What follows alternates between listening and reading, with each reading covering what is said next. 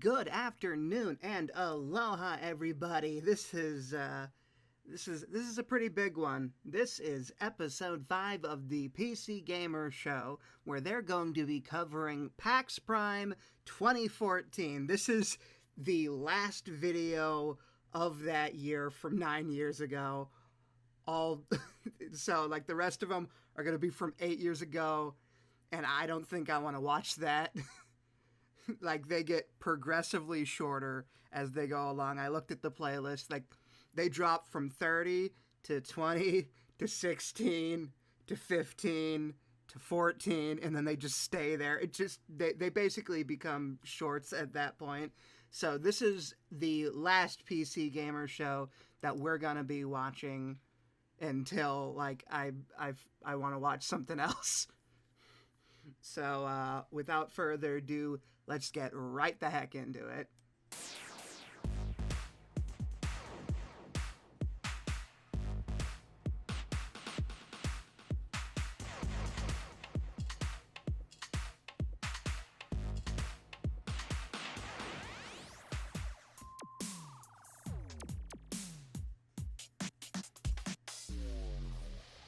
Nice. Suddenly got really professional. Tyler, how many PAXs have you been to? I think the first one was 2010. I think I might have skipped 11, then 12, 13, and there's this one. You're saying you've been to more PAXs? I've been going since 08. I've been here almost since the beginning. It's a good show for PC gamers. It's become this really interesting show for PC gamers. Like, Yeah. if you're not going to QuakeCon, for example, down in Texas, it's kind of become one of the bigger lands in North America. I feel like if you just kind of casually pay attention to it, Yeah. you're going to see people in Mario costumes and go, well, it's kind of a console show. There's all these people playing DSs on beanbag chairs, but it's a huge LAN and huge PC games, and then the indie stuff is mostly PC. It's always been about that experience of in the LAN, playing these little tournaments, playing TF2, playing Counter-Strike, playing League or something. Right. With like my internet friends or people I don't know. I mean, there's probably a generation of PC gamers out there, right, that have not had that experience of playing in a big room with a bunch of other PC gamers. Oh yeah, the internet's so convenient. You matchmake, and you're in a game, and like the idea of lugging your PC over to a friend's house to play when it's not necessary and hasn't been for a long time seems kind of crazy. My fondest memories are in like a gaming cafe kind of setting, playing Warcraft 3, drinking balls when we drank that. I've never seen that drink. But yeah, this huge LAN area where people bring their own PCs, crazy like case mods and stuff. Like it is PC gaming culture, and it's For sure. like, I don't know. I have a lot of questions for them. A lot of people do. I think you do too. Like 500,000 people do. Yeah. What are you doing with all this money? And yeah, it's crazy. Where can I get That's some? I remember when I first wrote about Star Citizen, I think in 2012, he said, you know, I'm paraphrasing, but he said something like, oh, we expect like 2 or 3 million from the crowd. Yeah. And it's insane. So I want to see like how his expectations have changed.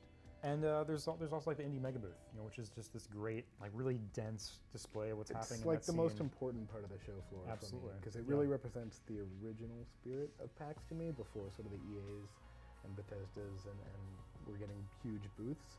You know, it was really like the idea of people making games in their garages. I feel like, you know, I wasn't here in 2008.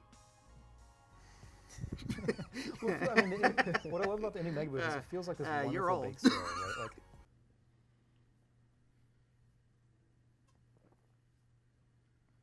oh wow, you're really going for it. We Tyler, what did we think about Evolve? We just got to play a little bit here. I was the monster. You killed me, you bastard. You killed me once. Yeah, you had a bit of a handicap though. Yeah, I was on a controller. You were on a mouse and keyboard. Yeah. Just the only way to play. But yeah, I was the trapper, and I was Maggie, a character I hadn't played before. She's got the dog, Lucy, that goes around. He's such really a good independently boy. and can He's a sniff out, good boy. monster You're shots, running can around with a revive bunch of down there, so, Halo-looking robots. Really a vital thing, but a passive bonus, which was cool. And you were the Kraken. So it was my first time playing as that monster. There's only 2 monsters revealed right now, and this is the one that has like flying abilities. Is more of a ranged attacker when it's in the air.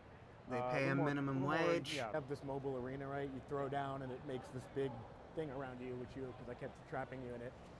It's a that's big good. It's this bowl visible, of metaphorical juice. helping your team, changing the tide of the battle, basically trapping the monster. Early game, I'm just like trying to eat stuff and get bigger, gain more armor, gain more abilities, and late game, like trying to like pick the right moment to engage you guys. Yeah. So The that kind of like wild thing. shift from like prey to predator or whatever is pretty interesting. Yeah. There's a ton of pressure on us right away. Like You're a we don't know wild which direction thing. you've gone. Like I found Prince over here, and they're off doing something way over there, flying around with their jetpacks. Survival shooting of at the fittest wildlife, at which that you should not point. do because there's no real benefit. I mean, there are benefits, but you got to find the monster. Like there's this huge pressure. Find it before, because we get a notification every time you go to a new stage. So I was yelling at Much my like team a lot. any Medic, average where are you? Where are person you? with Where an are you? If you're the Android medic and you're phone, lagging an behind, your team iPhone, is in so much or an trouble. Apple I mean, movement is device a big skill that on both, isn't on the both sides, I iPhone. think. You know, the You monster just look at it clambering and then like you swipe knowing how it to and you spam ignore it for and, the and, rest like, of the day. Can I surprise you guys by using stealth? Like at one point, you know, by walking in water, for example, I don't leave those footprints on the ground. I was noticing that guess. as I was trying to track you. Yeah. I saw, Illegal like, a game river and I was reviewing. like, oh, man, Illegal it's a game scene in reviewing every, happening on the movie where they're side. Tracking something and they go. And arrives at a You're river under and arrest. we You lose don't this have a fight. permit for I was reviewing like, a game oh, I in know, the I'm middle running. of the I saw you goddamn disturb some road. birds. I'm looking for the notification that says monster disturbed birds. Yeah. I'm looking for assault and medic. Monster kicked I'm a not can. looking at the character models, Monster I'm looking at kicked their a names. puppy. I even found Monster you, did and there not was this flush pause before I after started attacking going you poop in the when I'm toilet. going, like, Enough variety, just enough content at launch. Like if it's 4 maps and it's 3 monsters. People are freaking out in the back. What are they're you gonna guys need doing DLC out really here? Go quickly. They're gonna inside. need free stuff really quickly just to, because you know, like people are gonna be putting Jesus in dozens of hours Christ. immediately into that game as a competitive You guys game. decide So, to and also, review like, this in the middle of a is matchmaking parade. gonna be well designed enough to like sort of separate the casual players from like the people who are putting in like. if someone's just a brilliant monster, Yeah. they've done 500 matches. You guys as the really monster, picked a you don't wanna bad be going time for against them this. first. Yeah, February 15th or 14th, I think. Sometime around Is the there. release date? Yeah. Yeah, it'll be a good February. Yeah, I guess we're gonna get a chance to see it at another show. I'm not sure which one, but they mentioned that to me too. So Hopefully we get to play a new monster or Yeah. new hunters. We didn't have an ending there planned, but That was a great ending. What are you talking about? you expect to win this half, right? Be honest. Of course. Playing on unranked accounts, Yellowbird holding it down here really in mid in the warm up. Making high showing us what he can scores that do. you'll never get to keep. All right, guys. What's the strategy here going into Inferno CT side? You're gonna kind of hold it down with a conventional 3-2. You guys two-point beat? unlocking achievements that you I'm know gonna you're try not hold going to him get to off keep this once you game get on home. ice And have him on backside and then get these 2 randoms on B. That'd be probably the best strategy to go with. How confident you say you are in your pistol skills? Pretty awful. How awful.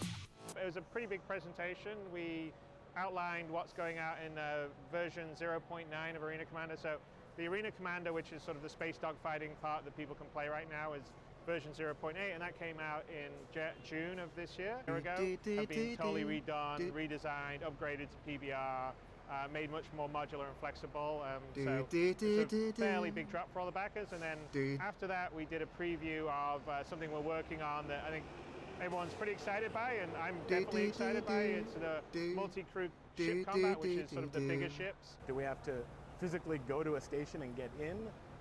Or Is can this we just all kinda being spawn on recorded each other inside of a ships? single So room? there's 2 ways that you'll be able to do it. Like in you the all final game. In chose the a early stages single of Arena Commander, where apartment we let you fly to the do bigger most of these ships around, interviews you'll and just be talk able to about sort of all do it this from a stuff, lobby screen. and they just told you But you in the had proper that one position universe space when that's running, outside.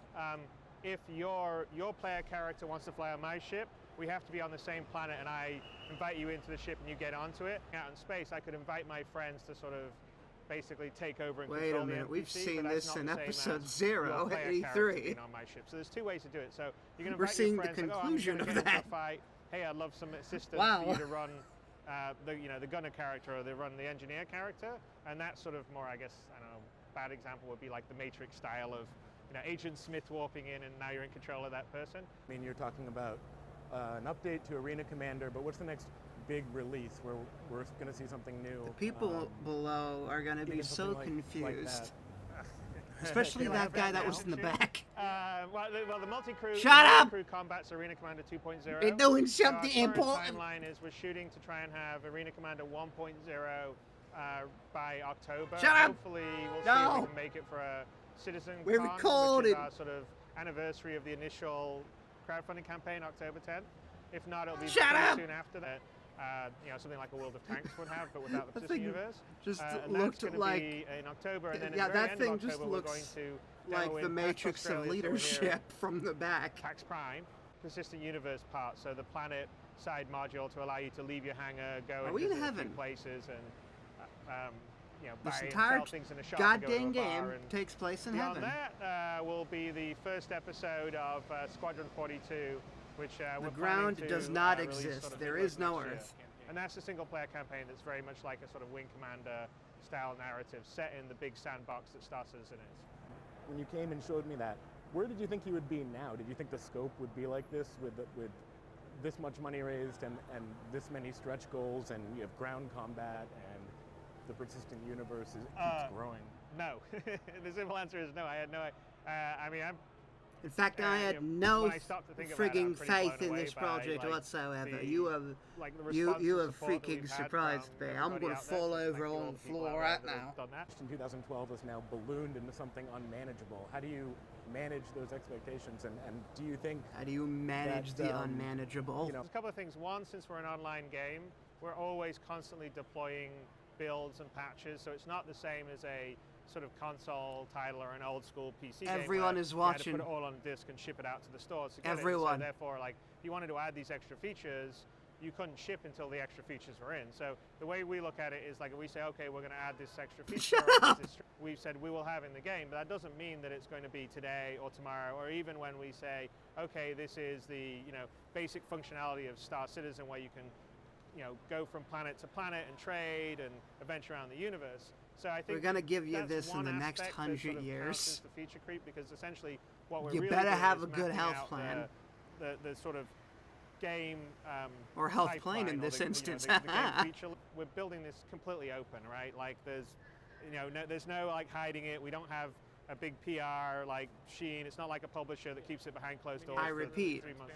Everyone is anything, watching. like even the publisher games that everyone thinks is unscheduled and done, they all move around their schedules. They'll be a month late here, or 6 months late, or even in some cases years late. We're not exactly on schedule, so I'm pretty happy with where we're at, and I'm pretty proud of the team, because they've all been killing themselves for the last 2 years. And to don't do try and that. make the That's best game they unhealthy. possibly Now throw it off the side. So what What rank are you in achievement did Counter-Strike? you get that you're not I going don't to know, keep I at just home? started like a couple weeks ago, so like silver 4 or something. Cool. All right. Sounds good. Sounds good. What are you? I'm a Master Elite Eagle Chalupa Burrito. Brag about it. It's pretty good. I play a lot. Get wrecked, son. Tim, how's it going? Hi. Yeah. Hi. Happy to be here. Yeah, we're here At at our PAX. booth. Yeah, you guys are showing off Massive Chalice and Gang Beasts, which just became available today. Yeah. Yeah, by Bone Loaf. Surprise attack. One of our Double Fine Presents games. You, oh no! First time we've ever Instant shown, like, a regret. Double Fine No! Presents game. Oh This is no! The little scapegoat Help! time. Oh We no! started Double Fine Presents just because we realized that Could you even though we were speak still up? making small indie games, we had been doing a lot of things for a long time and had been through like the AAA process, and so we knew a lot about the cycles of how you get excitement about a game, get the word out, get it, who to contact at the various portals to get it distributed. And we thought we could help other indies who have not been through that process, get in touch with the right people, and it wouldn't be something where we'd have to like Oh god! fund their whole project and therefore own it and take all the money and all that stuff. Just a lot lighter touch, where we're just Wearing the helping brunt them. end of my and, voice. And it's turned out really great. It's really been just being associated with these great games is really fun for us, and getting to play them, and so it's just been really a lot of fun. I think a lot of benefit for everybody. What do you think it means to be indie right now in 2014? Do you guys consider yourself an indie studio? It's always been such a loaded word for a lot of people, and indie means, to some people, it's about ownership of the studio, and some people it's about the aesthetic or the motive behind the game or the makers, or sometimes it just seems like it's a club. But I think to me, indie has always meant that there is a large machine that makes a lot of the entertainment that you experience, whether it's the studios in Hollywood or big game publishers. A machine that makes them, and a lot of people feel that machine has a corrupting influence on the art of the creative work being made. And I think just making a game outside of that machine is, to me, what being independent really means. And that's the most important part of it to me, because I feel like you're then getting something that is different because it's been made outside of those influences. Definitely. Yeah, I mean, it's interesting to see someone like Activision bring back like the Sierra label as sort of their indie experimentation franchise. I mean, it's good to see them pursuing it, but it's also they're sort of co-opting an old brand and bringing it back. Well, it does seem like a lot of publishers have recognized the kind of boom in the indie space, you know, and they're like, how can I get some of that? And so that may work or it may not work, but I'm glad to see people seeing value in those smaller games. We're just doing our own thing, and then companies look at that and completely miss the point. So what achievement did you get? Sitting on a pile of cash like Scrooge Shoot, McDuck. you've been talking to the same kid. More well armed. And nobody else decided to show up. Leading up to a headshot with the spray there from Nathan. Excellent. It's going to leave them in a 5-on-3 situation, very advantageous with the remaining Terracide members all stuck in. You're making him very proud of himself. There's a grenade. Oh, picks up the kill in the feet. Well done, Nathan.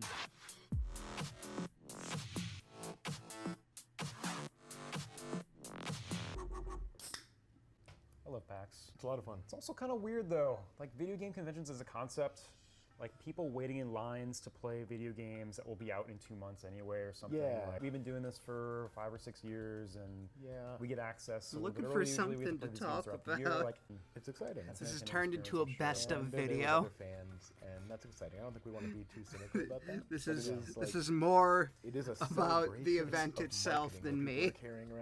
This is just a best of compilation at this point. It's kind of weird. I mean, it's just like consumers coming to consume stuff, and I think what we love more so is the communities that come and go to panels and play tabletop games together and go down to the LAN area and play CSGO or whatever it is they're playing. Yeah, most of them share what I'm interested in, you know, and I can enter tournaments with them and I can form those friendships and come back next year. And I don't know, if I was that person coming to PAX for the first time, that's what I'd be seeking out, not like opportunities to wait in line to receive like free t-shirts and stuff. I don't want to like talk down to people. I don't want to like disrespect anybody by saying that. But it's also like, I don't know. I mean, the money you invest traveling out here, the money you invest like getting a hotel, it's, you know, no, totally. You should be coming here for the people, not be didn't even flinch. Exposed to brands. Because, just kept going like you were there. Like, I love the indie booth, but a lot of those games are on early access. That's professionalism right there. So, just keep I mean, it from going. a media perspective, it's like, honestly, conventions are becoming a little bit less relevant for us because, you know, we come here, we've either like seen stuff 3 or 4 times already this year, or we can just play it right now. It's like a video game bake sale, you know? It's just like, it's, the cupcakes are right on the table, and you can ask them what they put in them. And it's like, this year, Unreal Engine has a presence here at PAX, and I think that's really telling. This is a consumer show for people who consume games, and yet here's an engine. It's just more and more, I think PC gaming has always been about that blurring line. That thing's an abomination. Side of the line, demoing it's a the game. third abomination we've seen in this series. And honestly, I don't know. I mean, you look back, and it's not sentient. Say, like, Thank the God, I mid-2000s guess. we didn't have the infrastructure. I'm also really tired, but I've been like exhausted for a while now. Much more challenging to use, and even though like the assets for lower fidelity and stuff like that, you know, Game Maker. The weather has not been too good lately. Kind of with like not minimal been, knowledge or a little bit. And I've not really been doing all that well. If you check my Twitter, and yeah, there was that period. You know, I've been dealing with a lot of stuff that. It was like you got a few great PC games like took a lot out of my body lately. And then you got worse versions of a lot of console games.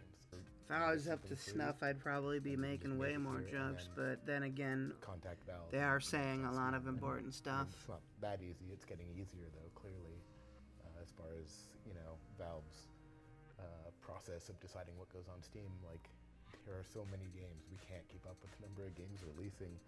PAX and the Indie Mega Booth is great, but it is such a small slice of what is happening. If we were encouraging someone to come here, you know, if I was talking to a cousin or like someone younger than me who's like really into PC gaming but hadn't traveled out here, I just say like get really involved in the social experience, and like if you play games with people online, like just hands down makes it a much better experience. Dress up like an animal in Ubisoft's cage Oh, and man. fight Oh, my God. another animal costume. Beat the crap out of that skunk. You go for it, So buddy. weird. Sometimes I believe PAX in is you. really weird.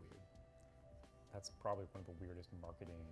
I mean, maybe it's working because we're talking about it. It's true. But It attracts all audiences, yeah, all like two of them. Ubisoft had people sign waivers and then fight in this like weird cage match as some representation of in animal costumes, as some representation of Far Cry 4. There's animals in Far Cry, right? And they fight and you fight them. I don't know. That's really cool. That's way more fun than standing in line. Or maybe I'm just like getting a little older and I'm going like, I can wait. I can wait till the game releases. Yeah. Obviously, I actually can't because I have to write about it, but yeah, it's just more fun to be around the people than the brands. All right, Tyler. Well, here's to you, my PAX buddy.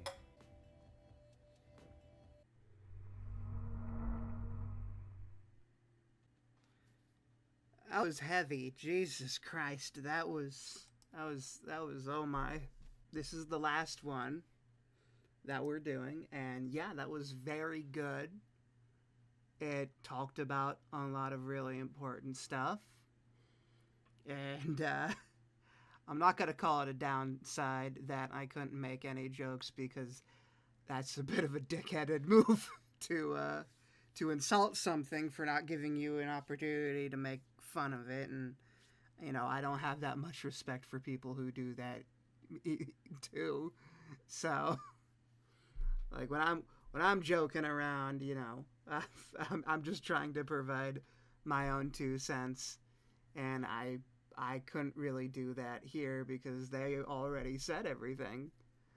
Like, I don't really know that much about what they were talking about. Like, I do follow the industry. I follow as many games as possible. I watch the updates, teasers for them, but I'm not really an expert when it comes to that kind of stuff. Like, I know several other YouTubers, and I know, like, several friends of mine who know more about that stuff than me. When it comes to this stuff, it's just in one ear, out the other. But, yeah, this was a fun blast into the past, and that's what this series of videos really is. It's just us looking into the past at classic YouTube videos and how gaming all the way was back then. And I'd say, as a whole, from the pilot episode all the way up to this, it was really entertaining. It was all just really dang good, just like I said, as a whole. But yeah, that's about it for that. I don't know what I'm gonna be watching next or what kind of game I'll be playing next. So we'll just have to wait and see on that one. Have a safe week, a wonderful month, and a fantastic rest of the whole dang year. So, yeah, that's it. Bye-bye.